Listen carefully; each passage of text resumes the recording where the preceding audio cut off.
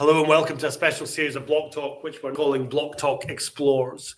These quick listen episodes will be split by topic area, as our guests, who are all industry leaders in Scotland, will be discussing three specific industry topics. Topic number one is education and awareness of the industry and what property factors do. Number two is recruitment within the industry and any challenges that they see. And the third one is customer care. We'll release 2 episodes in week 1, and the third will be released the following week. We hope you enjoy the series, and as always, it would be great to hear your feedback.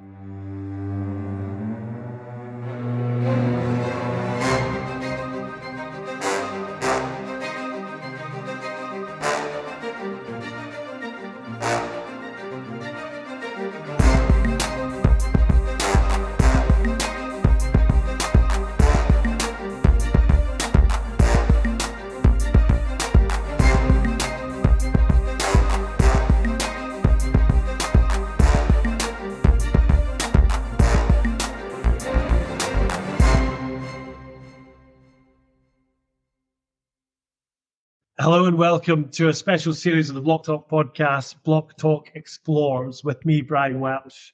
Today's guest, who is an industry leader in Scotland, is David Doran. David is the Managing Director of Hacking & Patterson Management Services and also a Fellow of the Institute of Residential Property Management. So, moving on to recruitment. Now, we've done a couple of these and recruitment, I think recruitment in the UK is a challenge anyway, to be perfectly honest with you. I mean, we have a challenge to recruiting developers and I think everyone would say they've got some sort of challenge there. So could you tell us about your experience with recruitment?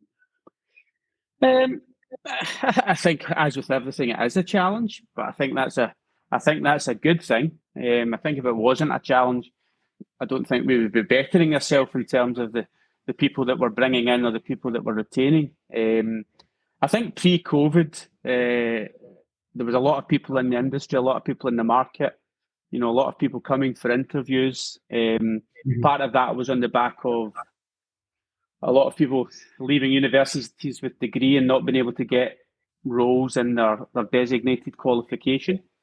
Span forward 3 years to post-COVID.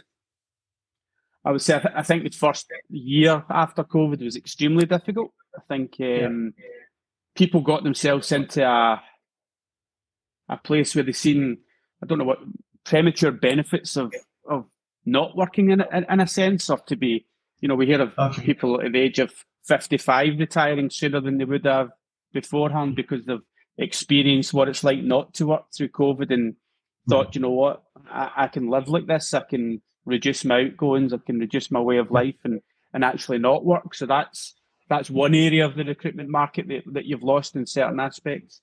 I think also people's attitudes to work have drifted.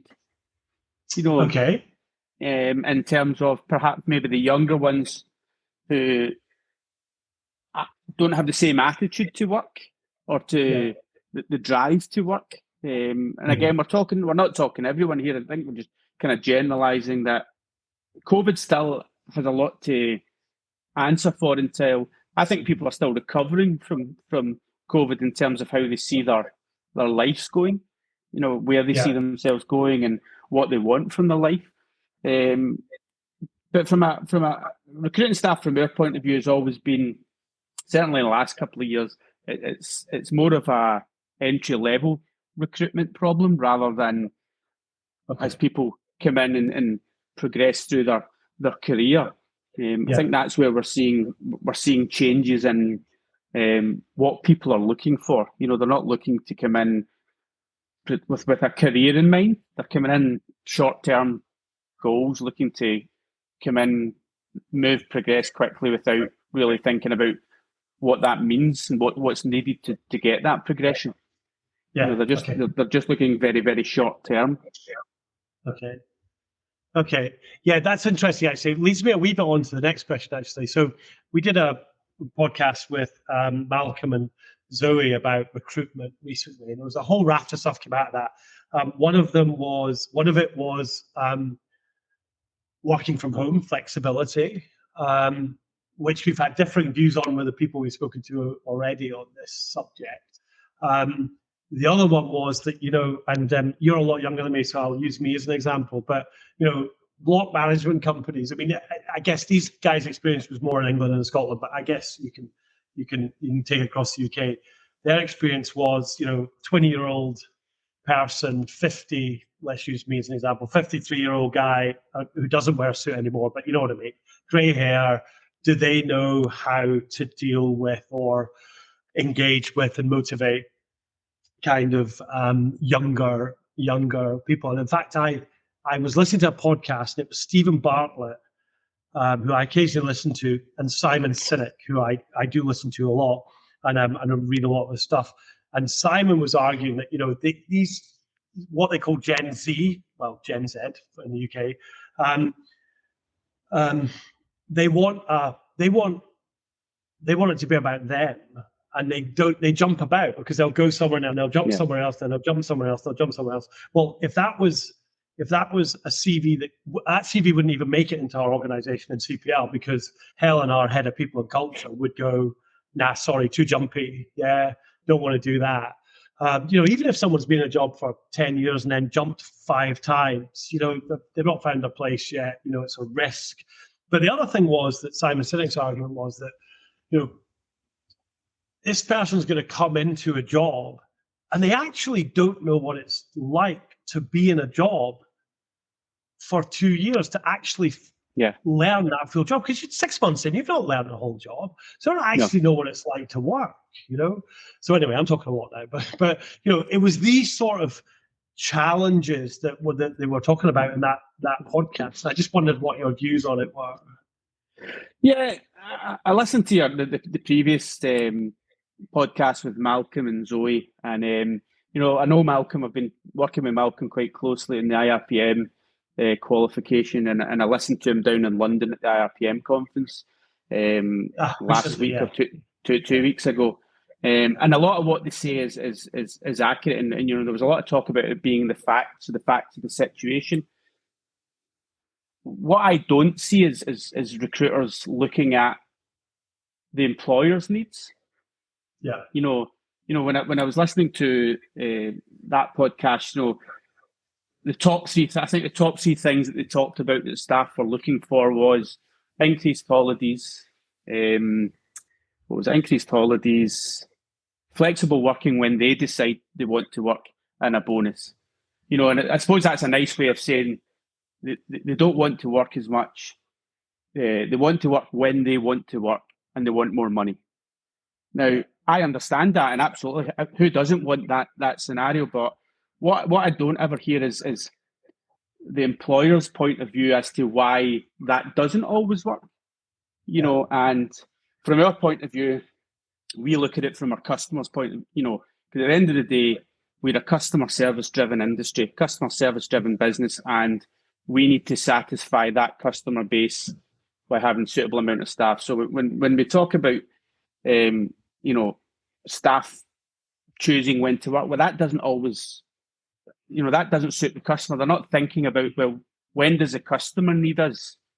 And as a business through history, we've worked out, well, the hours that we operate within are when we're able to offer our customers the best service, and that seems to work well.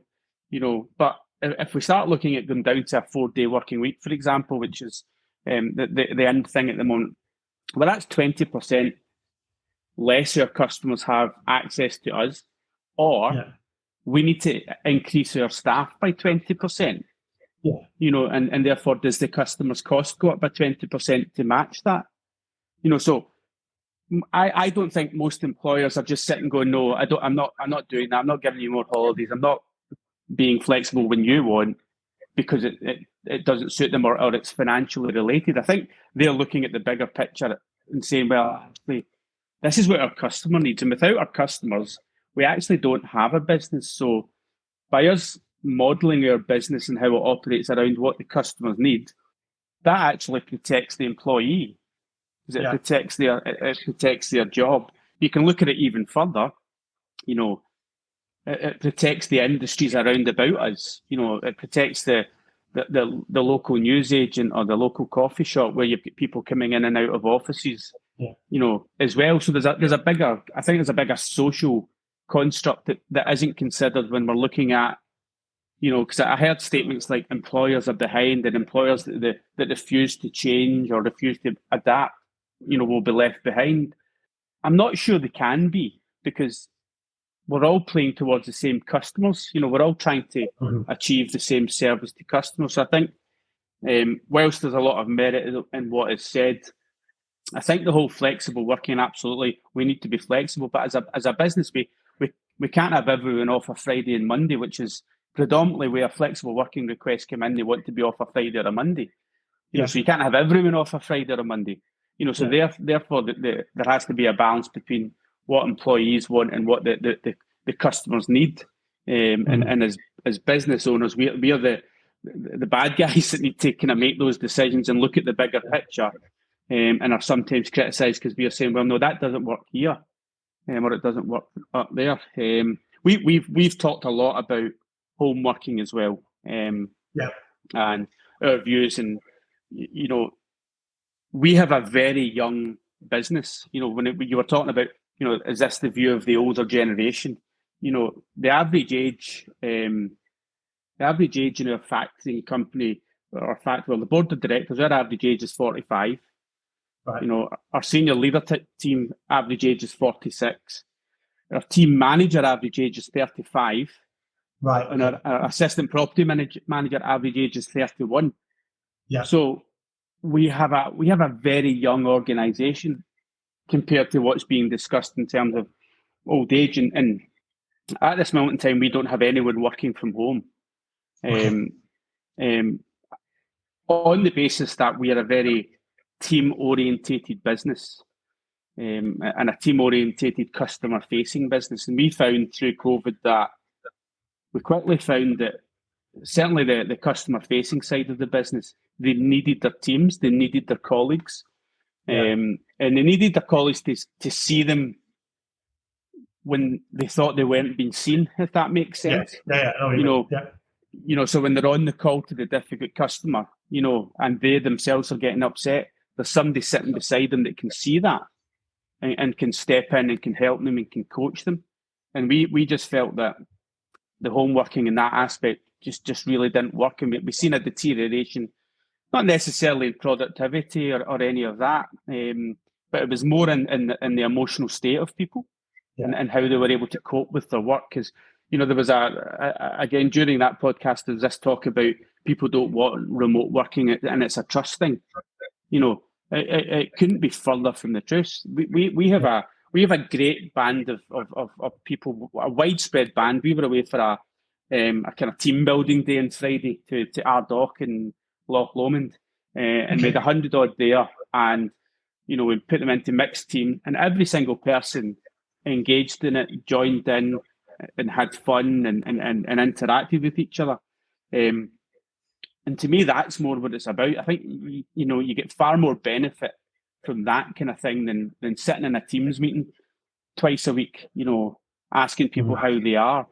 I find that COVID has quickly eradicated what all the experts used to talk about, and now because of COVID, we're now into this social media buzzword of remote working, and whereas before COVID, it was 66% of communication is non-verbal. Yeah. And that just seems to have gone out the window, because we can speak to people on the phone, we can email them, or we can sit and look at a face on the screen now. That, compared to sitting across the room from someone or speaking to a customer face to face, shows you that you're only getting 44% of the benefit of that conversation. So we looked at all of these things, and our staff seem to be, touch wood, very, very, happy with the approach that we've taken. Our staff churn is low compared to, I think over the last 2 years, it's been about 16%, which isn't high. 82% of that 16% is at entry-level staff level, which goes back to what you were talking about, Just people are coming in watch, for 6 months, short term. flitting approach. But to me, flexibility is a different animal. To me, flexibility is working around people's needs, helping people when they're in time of need, setting your working week in a way that it's not, they're not working lots of overtime or any overtime. The IRPM conference was talking about the average working week in property management is 44 hours. Right. But it's 46 if you work at home. Right, okay. Yeah. That's where your productivity might be coming from. They're doing an extra 2 hours. That's why they seem to be as productive. But we don't have our staff working any more than 35 hours a week. Yeah. So to us, that's where we start to adapt the flexibility. If people have personal problems, we're flexible with it. If they're ill, we're to me, flexibility comes in a different measure just than what we're hearing in the recruitment. You need to be flexible and let people work when they want to work. Whilst I can see some of the benefits in that, I think there are more benefits to being a different type of flexible in your employment. Good. Yeah, definitely a positive slant on that and a flipping of the kind of the narrative, I guess. Yeah, I have to say, within CPL, we our entire development team work from home. I mean, there's 2 offices. There's one in Southampton, one in Glasgow, and they can go to them if they want to. Southampton doesn't tend to get used much. Certainly in Glasgow, we're definitely in the office a couple of times a week. But from our point of view, it was, and I think it's slightly different because I guess, I don't know what the percentage is. You've obviously worked out your percentages, but I don't know what the percentage is, but a high percentage of developers in work in the UK work remotely. So if you go in and say, right, I need an office-based developer, your talent pool is going to be tiny. So you're kind of led by the rest of the market almost. You know what I mean? So it actually becomes quite difficult. But the one challenge is it's that whole sitting in an office and learning by osmosis, isn't it? You kind of someone says something over there, and you're working away, and you know what you're working on, you're focused on it. But if you hear something, you'll go, oh yeah, this is how you do this, or I spoke to them last week, kind of thing. You just lose that, yeah. So and I don't have any challenges with people not doing their work. It's not a trust issue for me. It's about making sure that they're okay in themselves, because it's a very difficult thing to walk. I mean, I do it at home. I mean, my study is off the kind of the hall from the kitchen, and I have to walk past it dozens of times a day. It's very difficult not to just go in and kind of ping your laptop on again as well. Absolutely, which is another thing.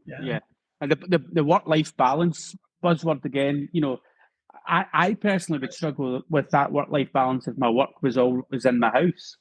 Because as you say, I think subliminally or subconsciously, your mind will not switch off. And I think, like you talked about development, you said, absolutely. I think there are definitely roles in industries, etc., where remote working and home working does work.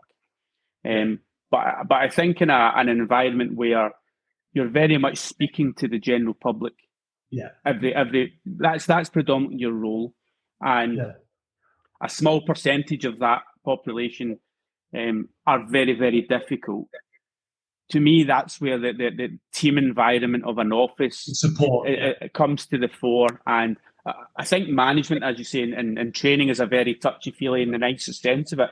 It's a very touchy-feely process. It's very difficult to, some of the best conversations I have had with people in our organisation isn't in a meeting. It's bumping into them in the coffee shop, or at days away, or at nights out. Staff think when you actually get to know the person and you think, actually, I want to know more about that person. They look like they've got some drive, some motivation. They want to progress. They want to do something. So I'm going to look a bit further into them.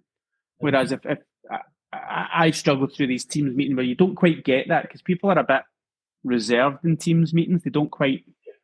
There's an awkwardness when even here today, you're speaking and then I try and speak because I can't quite see your body language that you're ready to stop speaking. You know, and so it creates a different environment. And I just think that certainly in this industry that we work in, that I would prefer, I prefer our people to get out and speak face to face to our customers. Yeah. So why should I expect them not to get the same from their manager or their, that's why where we see the better customer service coming. So surely we've got to, and there's a time and place for technology. And obviously, in a technology-led industry, that's it. But to me, technology benefits a lot of processes, etc. Yeah. I think if the time comes that technology that we're hearing about AI, to me, that's a dangerous place to get, because you will get businesses. If businesses and business owners were just in it for the money, then they'd be looking at AI and saying, "This is great. I can just input all this data into AI, and I don't actually need anybody on the phone." Because AI will answer the question and I'll save loads of money.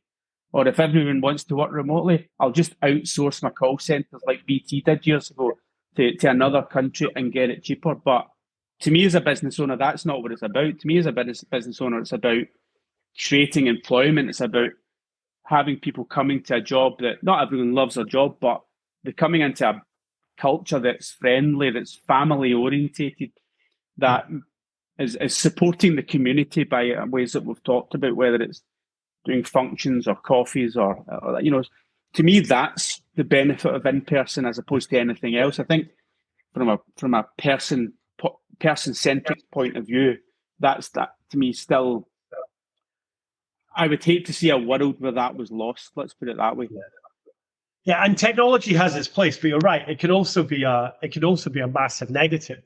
I mean, we're having this conversation, I think, this morning on another podcast, and we get. In fact, I was listening. We had two new support guys start, team lead and another support. Team lead's up here, the other person's down south. Start yesterday, and I was listening to the chat, and one of the support team members said that out of all of the tickets that we get in a day from a support perspective, 3 of them come in by phone. Okay. Which is a quite small percentage. And it's like, and it's just so easy when you get an email to just email back rather than pick up the phone. And that is become just ingrained because that's the way people do things. I'm like, but if you pick up the phone and talk to them, you can get deeper into the problem much, much, much, much quicker. And it's funny you should mention AI. My eldest son is doing a master's in AI, actually. He's finished his exams, about to do his dissertation at Edinburgh. He's a maths graduate. And we were having a conversation the other day about these sort of things. I remember 3 occasions in the last week where I've had to try and talk to someone at an organization. One of them was for insurance and one of them was for electricity, because apparently I have 2 meters in my house, but I don't know if I'm being billed for 2.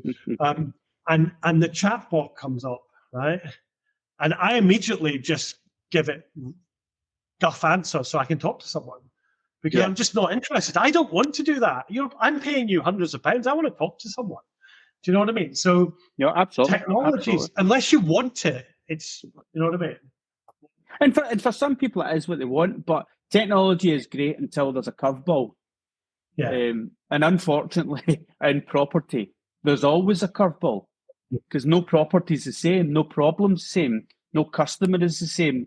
The needs change every customer that comes on. The property changes, and the needs of that property change. So, to me, taking out the human element of it by responding to emails and just constantly dealing with things in text, to me, that's where things go wrong, things are missed. And we've talked about that before. You get a 3-page email when in actual fact, there's only one really important element of that email, and it's one line, but it's missed because you're reading this. Whereas if you just picked up the phone and said, "I've got your email, but is this the problem?" Excellent, we'll get it fixed. And that'll be, and that's us. Rather than 15 different back and forward to get to the point. No, I get it. I get it. And something we could all learn from it. Okay, so moving on, just last thing on recruitment, and you've kind of touched on this. Have you adjusted how you operate to accommodate the different demands of kind of the new generation, Gen Z or Gen Z, as we call them, or they are called? Yes and no, I suppose, is the best answer I can give you. I think over the last few years, as you know, we've done a lot of changes internally, and a big part of that was trying to get the decision making coming up, as opposed to only coming down. So I think that's a big thing, that listening to the staff that we've got, listening to the people that are on the ground, and hearing how they think the things should be done. And unless there's a really valid reason for why they're not done, we tend to see those decisions coming into the fore and being made coming up the way through our senior leadership teams. I suppose that's helping. We're moving into things like we're looking at introducing, more benefits, medical benefits, discounted goods, like on a portal where our staff can get access to loads of discounted products, cinema tickets, all of these kind of things. As you know, we like to do a lot of, culture, like things, have events, allow our staff to go days away or days out, and we have a few evening events as well. So a lot of team building stuff in that sense, giving the departments the autonomy to go away and do their own team building, and the knowledge that that's supported by us as a company. What else have we got? Technology changes, as you say, moving forward with the difference in technology helps the generation that have been brought up with WhatsApp and brought up with not speaking to people. So it's giving them the technology that they're used to, whilst training them in the old school technology of speaking to someone. There's a mixture of trying to get them in that. But I suppose for the Gen Z, what you're talking about, the kind of transient people, is trying to show them that, hey, you've got an opportunity here. There is a long-term career in this organisation, but here's what you need to do. It's not just you come along to the work and do your tasks that you're asked to do. Most people that progress successfully through businesses are the ones that come up with ideas or do something a bit differently, or try and change the way things are done, or do things a bit, go that extra mile. And it's trying to encourage the kind of younger generation that's how you progress. It's not just the case that you come in, do your jobs, in 6 months' time you get another X amount of money in a car. If that's the way the world goes, then there will be no businesses at the end of. Businesses will slowly stop operating because there's nobody willing to put their head above a parapet and drive it. So I think I think new generations bring brilliant ideas and energy, but I think in the last few years I've seen a trend of people forgetting actually what works, and trying to reinvent the wheel when there's no need to reinvent the wheel because it works. And I think that's the most important thing for anyone coming into this organisation, is feel free and open enough to try things, to make mistakes, to bring ideas, to us, and you'll flourish. There's no doubt about that. But you need to have that. There needs to be that trust and that confidence that go out and make a mistake. Nobody's going to blame you for something if you've been trying to make a mistake doing the right thing. Yeah, but if you're not failing, you're not learning, right? Actually, something you said there reminded me of something else that Simon Sinek said in that podcast that I listened to, and that was that you got to, I don't know, Gen Z, let's say 20-year-old walks into a company and there's a 25-year-old already there, or 30 or whatever you want it, and the 30-year-old's on 40 grand a year or 20 grand a year, whatever the salary is, okay, but the other one's not on as much. I think there's a genuine kind of, why am I not here? Why am I not at a higher level? And the kind of answer was, if the shit hits the fan at 4 o'clock this evening, I know that guy over there is going to sort out for me. You, on the other hand, have no history of sorting things out for me when there's a problem. So you have no track record, and you need a track record. It's not just the fact that, everybody who does job A gets the same salary. And I think that's the fundamental thing. If you jump jobs from 6 months to 6 months to 6 months to 6 months, you've never actually built that trust in the employer that you're going to be there when when things happen. Yeah. I don't believe roles have value, Brian. I don't think roles have value. People have value. and people should value themselves and have the knowledge that their value can increase, but that depends on them.